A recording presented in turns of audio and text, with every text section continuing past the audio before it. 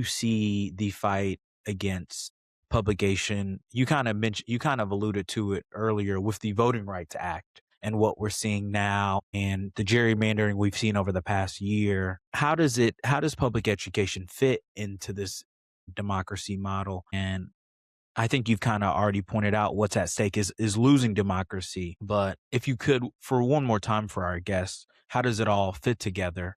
I mean, I think one of the things that is it's one of those like you don't know what you got till it's gone phenomenon. It's really difficult to describe to people what the elimination of public schools as a public institution would mean, right? Going back to the very very beginning of the call and what are the miraculous accomplishments right in public policy that we can point to that public schools are a result of, right? And how even just the existence of a public institution like public schools is anathema, is at odds with the vision that these right wing corporate elites have, and frankly, at this point, authoritarians have for the vision for our future, right? So, any public institution, they want it gone. They don't want public housing. They don't want public health care. They don't want public transportation. They don't want welfare, social security, right? Because their vision of the world is every man for himself, right?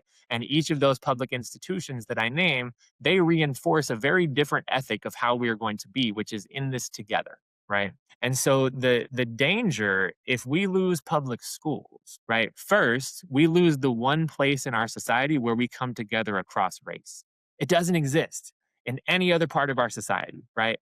And so, what I know about my own childhood and growing up in public schools, either on military bases or in military towns that were relatively diverse, what it meant was when I started hearing, later in my childhood, kind of the stories that are meant to indoctrinate young white kids and how race and racism works. Someone would say, some example of a stereotype, and I could look at my friends TJ and Brooke and be like, they're not like that. I don't know what you mean, right?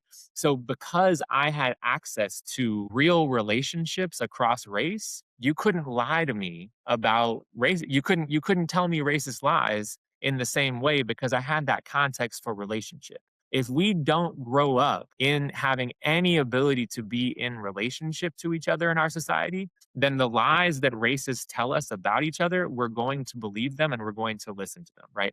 So the possibility of having multiracial harmony, multiracial, anything that approximates multiracial democracy becomes impossible in that context, right? And ultimately, yes, there is a profit motive, right? Because there isn't right now you can't make there's no ability to make profit off of public schools, but real goal their real goal is about the battle of ideas. And their idea is every man for himself, dog eat dog, you just scrap it out, right? Social Darwinism, right? The survival of the fittest. The vision put forward by all the public institutions that I just named before and the vision of multiracial democracy is that we are in this together, right? And if we continue to allow public schools to be dismantled, then we lose the main place where our kids are learning how to be in this together, how to have relationships with each other, how to navigate conflict, how to build community, right? All of those things are prerequisites for the kind of democracy that we're talking about. And so sometimes I think that progressives kind of miss how dangerous the moment that we are in is, right? Because if we continue to watch public schools be dismantled, we are in danger of losing the public sector, just in general. We are in danger of losing any possibility of cross racial solidarity. And we're in danger of succumbing to this every man for himself market logic, right? And so, even something as simple as saying to a parent, yes, you should be able to choose where your kid goes to school, right? Sounds innocuous enough. And I understand the motivation of it for lots of parents out there. But on its own, it is already buying into the logic, right? That some schools are good and some schools are bad. And we should get the choice, right, to where we get to send our schools based on some market logic. And the schools that are bad will just disappear. Well, that doesn't create a stable society. We've seen in New Orleans after Hurricane Katrina happened, they dismantled the public school system, and now it is 100% charter schools. in the city. Well, what that has meant is that the city's schools have been subject to the really inconsistent forces of the market, right? You have schools that open up and close in the same year. Well, what happens to those kids? They get shuffled around from school to school. And what we know as people who study education, who understand the development of human beings, you know, intellectually, socially, spiritually, physically, is that kids need stability, right?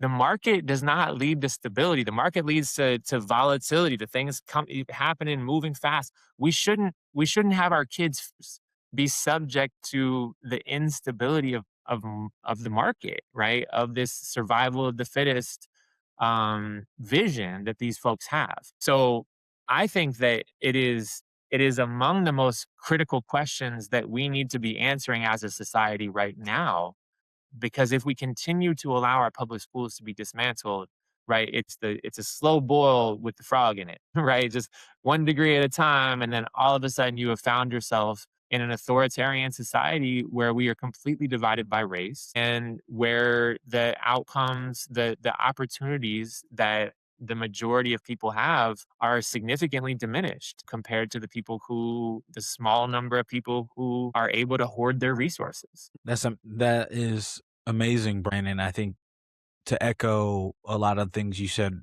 before with the legislative advocacy, we do a lot of trainings on those. So if anybody's listening, wants to understand how to go about that process to set up that meeting and what the GA and what the General Assembly looks like and wants a tour. We do those all the time in Democracy and CISA. We would love if anybody who even wants to start that process can reach out to us, and then obviously you could meet with any of your legislators and fight for the issues that are really near and dear to you. And the fight for public education, again, is really central to the fight for democracy.